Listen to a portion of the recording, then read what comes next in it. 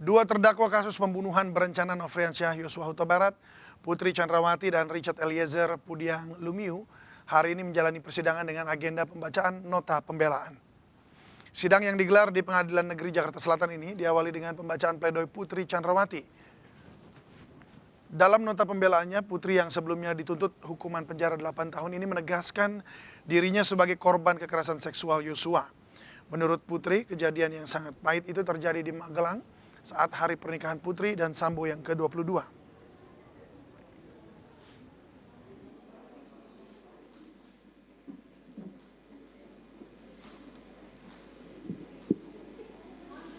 Silakan duduk kembali. Dalam nota pembelaannya yang diberi judul Surat dari Balik Jeruji, Putri menegaskan dirinya mengalami kekerasan seksual yang dilakukan oleh Yosua Huta Barat.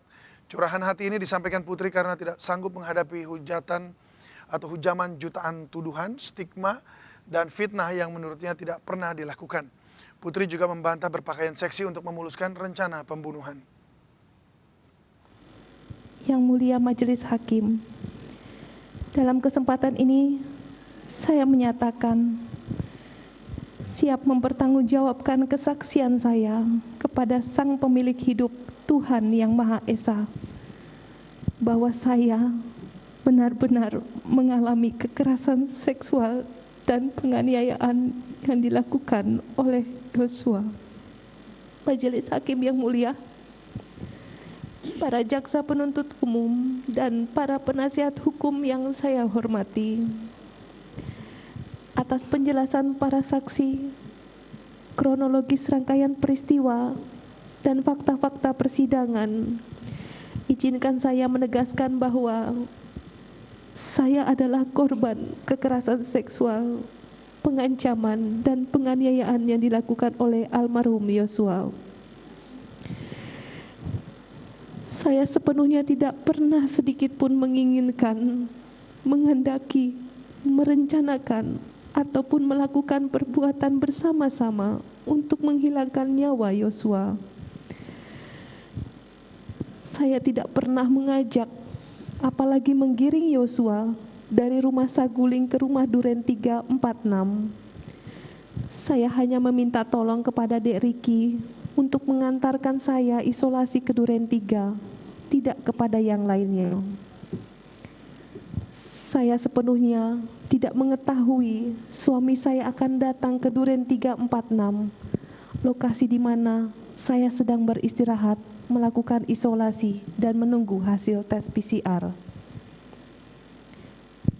Saya sepenuhnya tidak mengetahui terjadinya peristiwa penembakan tersebut karena saya sedang istirahat di dalam kamar dengan pintu tertutup.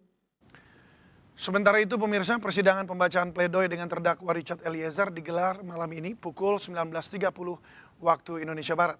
Sebelumnya, tuntutan 12 tahun untuk Eliezer ini menimbulkan beragam respon dari khalayak karena dinilai terlalu berat untuk seorang justice kolaborator. Pihak Eliezer menilai tuntutan dari JPU tidak adil dibandingkan dengan tuntutan Putri Chandrawati yang dituntut 8 tahun penjara. Untuk itu, pihak kuasa hukum Eliezer menegaskan pihaknya akan berjuang habis-habisan dalam memberikan pembelaan atas tuntutan pidana 12 tahun yang dijatuhkan jaksa kepada kliennya.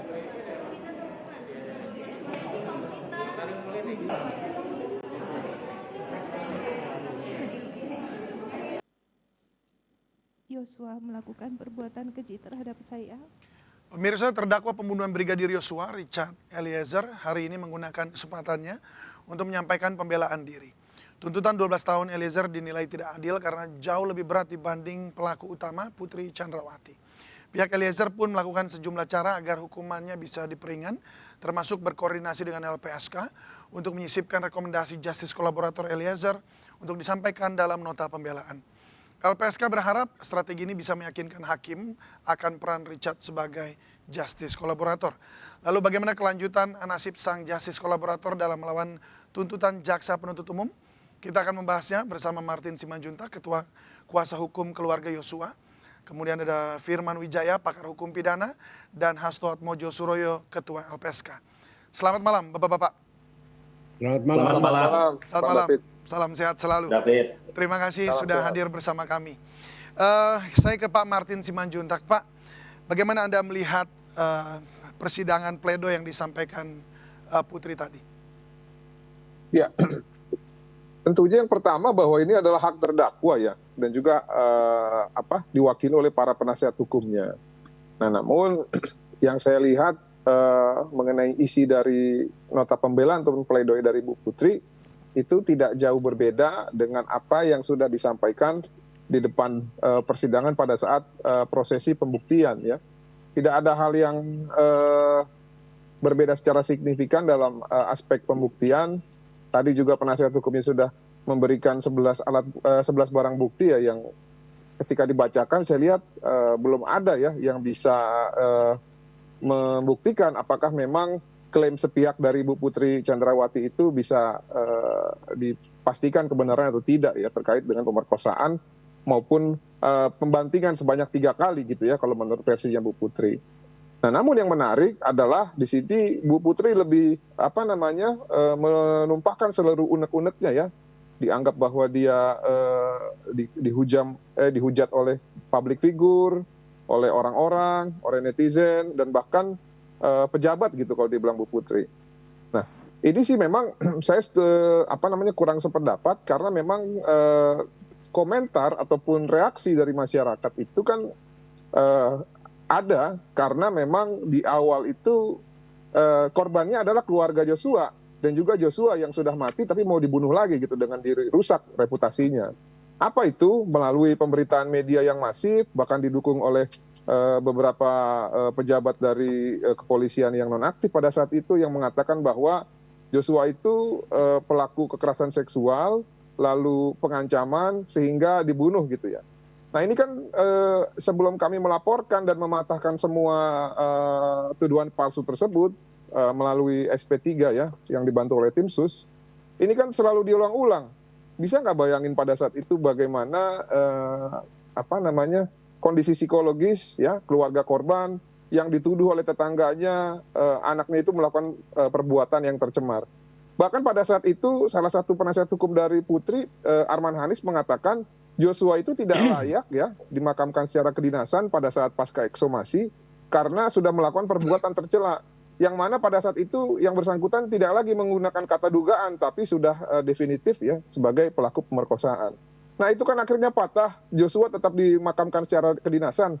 Namun apakah sudah ada permintaan maaf dari Arman Hanis dan Putri yang untuk mengatakan bahwa klaim tersebut tidak benar? Bukannya minta maaf, justru mereka melakukan tuduhan baru dengan mengganti lokus dan tempus. Namun sayangnya apa yang mereka sampaikan itu sampai saat ini tidak ada buktinya selain klaim dari Putri yang selalu menggunakan undang-undang TPKS ya yang diduga untuk sebagai bahan eksploitasi. Baik, ketika ketika kita melihat bahwa Putri tadi juga mengatakan bahwa dia adalah korban, lalu masih menegaskan kembali bahwa terjadi pelecehan seksual seperti itu. Apakah ada yang janggal kalau Anda melihat, mengingat bahwa apa yang Anda sampaikan tadi bahwa sebenarnya awalnya dulu itu kasus pelecehan seksual itu sudah di SP3-kan begitu. Bahkan sampai JPU menyatakan bahwa ada hubungan gelap antara Putri dengan Joshua. Ada yang janggal nggak di sini? Ya, tentunya gini loh, Bang David ya. Akibat pemaksaan ya, kalau saya bilang pemaksaan dalam yuridis lah ya, karena kan mereka memaksanya di dalam persidangan. Walaupun hal tersebut awalnya juga di luar dari persidangan pada saat perkara ini belum disidangkan. Nah, akhirnya implikasinya itu penyidik dan jaksa pada saat ingin menemukan bukti ya, justru menemukan dan membuat satu kesimpulan yang dampaknya ya justru menyerang keluarga korban dan juga terdakwa. Nah, inilah yang saya sebut dengan siapa yang menabur angin, dia akan menuai badai. Keluarga juga tidak setuju, Bang David, anaknya dituduh berselingkuh dengan atasan yang sudah memberikan kesempatan untuk berkarir gitu ya. Ini tentu sesuatu hal yang juga tidak terpuji. Namun, apakah kita bisa juga salahkan jaksa? Ya, karena jaksa kan juga punya kewenangan. Walaupun kita tidak setuju, tapi tetap berdasarkan temuan mereka, itulah yang mereka yakini. Nah, oleh karena itu, menurut saya penting sekali untuk hakim ya untuk menimbang dengan arif dan bijaksana, manakala sudah ada anak dari klien kami yang sudah meninggal dengan secara tragis, dirampas nyawanya, janganlah sampai lagi harkat martabatnya dihancurkan juga, jadi dibunuh untuk yang kedua kali. Oleh karena itu penting hakim untuk mempertimbangkan yang arif dan bijaksana supaya harkat dan martabat keluarga itu tidak hancur gitu dalam hal ini. Ya baik, Pak Hasto, Ya. Anda kan dari LPSK waktu itu juga disampaikan bahwa tidak setuju dengan yang tuntutan yang diberikan oleh pihak kejaksaan dengan 12 tahun. Nah di sini LPSK dinilai terlalu mengintervensi kejaksaan terkait tuntutan 12 tahun terhadap Eliezer. Nah tanggapan Anda bagaimana? Mengintervensi sih apa iya ya? Apa bisa satu lembaga mengintervensi lembaga lain? Dan kami sama sekali tidak ada maksud ataupun tujuan untuk melakukan intervensi. Kami hanya menyesalkan karena kami ini seperti hak-hak seorang justice kolaborator, bahkan di dalam pertimbangan jaksa itu kan disebut sebagai justice kolaborator. Ternyata itu tidak diberikan sebagaimana diatur oleh undang-undang, yakni Undang-Undang Republik Indonesia tentang perlindungan saksi dan korban. Nah ini yang kami sesalkan. Nah kesimpulan tidak diberikannya ini Pak, berdasarkan apa? Maksudnya poin-poin apa yang membuat Anda menyatakan bahwa ini memang tidak diberikan sebenarnya sesuai dengan undang-undang? Ya, kami kan sudah memberikan rekomendasi kepada aparat penegak hukum maupun hakim maupun pengadilan ya, bahwa Eliezer ini adalah seorang justice kolaborator. Pertimbangan kami sudah kami berikan. Karena apa? Karena dialah yang mengungkap sehingga peristiwa tindak pidana ini bisa terbongkar secara terbuka seperti sekarang ini. Dan untuk itu Eliezer sudah memberikan komitmennya untuk memberikan kesaksian secara jujur, secara benar dan sebagainya. Dan ini dalam proses pengadilan kan kita bisa lihat. Bahkan jaksa juga memperlakukan sebagaimana perlakuan sebagai seorang justice kolaborator. Misalnya berkas perkaranya dipisahkan dengan pelaku yang lain. Bahwa tempat penahanannya dipisahkan dari yang lain. Nah ini kan hak memang yang diberikan oleh negara kepada seorang justice kolaborator, selain hak perlindungan yang diberikan oleh LPSK. Nah, kemudian di dalam tuntutan itu mestinya juga merujuk pada perlakuan sebagai seorang justice kolaborator ini. Jadi mestinya ada tuntutan paling ringan yang diberikan kepada justice kolaborator ini sesuai dengan Undang-Undang Perlindungan Saksi dan Korban. Karena ada 3 opsi ya. Dia dituntut hukuman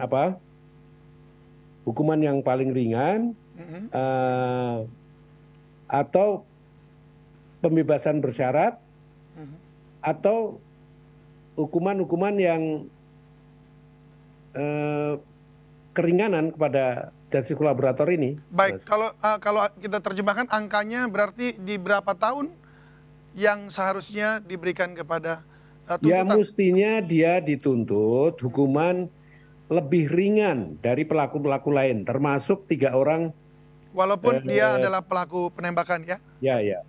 Walaupun pelaku penembakan. Baik, saya ke Pak Firman Wijaya. Pak, ini sebenarnya kalau Anda lihat ini, kan tadi dikatakan oleh Pak Hasto Atmojo juga bahwa ini semua jaksa penuntut umum membuat tuntutan ini, bahkan dari awal itu dakwaannya semua dari si justice kolaborator, yaitu dari si Richard Eliezer. Tapi pada kenyataan sekarang 12 tahun begitu. Nah menurut Anda apakah ini memang layak begitu diberikan? Ya Pak David. Jadi menindaklanjuti yang disampaikan Pak Hasto selaku Ketua LPSK, saya betul-betul menyayangkan ada kalimat intervensi ya yang disampaikan oleh pihak kejaksaan. Ini kan menunjukkan bahwa integrasi atau integrated criminal justice system itu tidak terjadi. Rasanya benar yang disampaikan Ketua LPSK, dan buat saya itu absurd ketika ada kalimat intervensi. Padahal LPSK adalah institusi negara yang lahir ya karena konvensi internasional, ya kesepakatan internasional bahwa perlunya ya Protection Cooperating Person, PCP itu, yang di dalam beberapa negara disebutkan sebagai Public Disclosure Act, upaya untuk melindungi partisipasi publik. Nah, kalau ada tuntutan yang setinggi ini, saya membacanya secara logis, ya, ini memperlemah partisipasi publik. Ya, JC itu adalah ruang partisipasi publik. Mudah-mudahan Pak Ketua LPSK sepakat dengan saya. Ya, ruang partisipasi publik di mana ya masyarakat, sebagian anggota masyarakat turut berperan, berkooperasi, bekerja sama dengan penegak hukum dalam mengungkap satu skandal kasus. Nah, ini sangat diperlukan, ya, di tengah sistem atau prosedur sistem hukum acara pidana atau prosedur yang seringkali macet, mengalami hambatan prosedural ketika ya konsep retaliation yang paling dikhawatirkan itu ya adanya balas dendam terhadap seseorang yang berani mengungkap ya keberanian mengungkap satu kejahatan yang saya sebut sebagai inner circle participan. Nah, di sisi ini sebenarnya saya perlu menyampaikan juga bahwa sudah saatnya Pak Ketua LPSK harus hadir menjadi part, ya, menjadi bagian dari sistem peradilan pidana. Tidak mungkin LPSK ya untuk tuntutan ke depan, apalagi peran JC yang demikian sentral, ya hanya ditempatkan hanya pada bagian pinggir yang tidak menjadi integrated system. Saya rasa Pak, apakah artinya harus sejajar dengan pengadilan begitu? Betul. Kehadiran undang-undang perlindungan saksi dan korban itu sudah secara atributif jaminan undang-undang. Jadi kalau ada yang mengatakan itu intervensi, saya tidak paham logika dari mana itu. Itu yang pertama. Kedua, dalam sektor criminal justice system itu harus menjadi part, sudah harus menjadi bagian, bahkan ya di beberapa negara disebut sebagai partner atau sahabat peradilan, ya dalam prinsip amicus curiae. Sehingga rekomendasi LPSK itu menjadi bagian dari pertimbangan ya penuntutan sampai pada proses peradilan. Nah, kalau saya ingin mengatakan JC itu sebagai alat jitu ya sarana yang ampuh di dalam mengungkap skandal ini, maka kalimat intervensi ini saya khawatir akan produktif ya terhadap upaya melemahkan ya partisipasi publik. Kalau justice collaborator sudah sepi dari dukungan, ya tidak ada masyarakat, ada keengganan. Satu sisi dituntut partisipasi, di lain sisi hukuman menanti, ya siapa yang mau jadi justice collaborator? Nah, ini yang saya harus sampaikan ketika nalar dan logika ini satu-satunya alat yang saat ini harus dipercaya ya di tengah relativitas pembuktian yang lain, maka JC itu bukan instrumen biasa. Dia pilihan yang tidak semua orang bisa melakukan. Baik, instrumen peradilan yang penuh dengan risiko. Baik. Nah, ini yang harusnya dicermati termasuk dalam hal ini lembaga kejaksaan. Ya baik, saya mau tanya ke Pak Hasto juga bagaimana tanggapan Anda mengenai apa yang disampaikan juga tadi oleh Pak Firman Wijaya mengenai instrumen peradilan. Namun sebelum dijawab kita akan jeda dulu sejenak. Pemirsa tetaplah bersama kami di Breaking News dan kami akan kembali juga dengan persidangan dari Richard Eliezer.